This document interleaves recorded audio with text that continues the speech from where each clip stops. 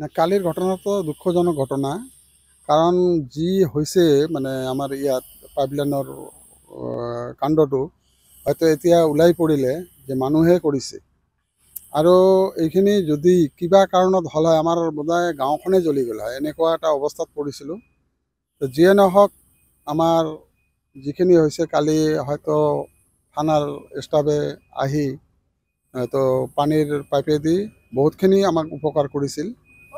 আৰু তৎক্ষণাত আহিছিল সিহঁতে, পলমো কৰা নাই এইখিনিয়ে। আৰু যিটো ওলাই পৰিল এতিয়া একদম 100% এইটো মানুহ কৰা বুলি। কাৰণ এই দুষ্কৃতিক আমালোকে ধৰি অতি কঠোৰতম শাস্তিৰ ব্যৱস্থা যাতে কৰে প্ৰশাসনে, এইখিনিয়ে মোৰ আশা। আৰু তাতে ফুটা কৰা বুলি দেখা যায়। এতিয়া যিটো ওলাই পৰিছে ফুটা কৰিছে।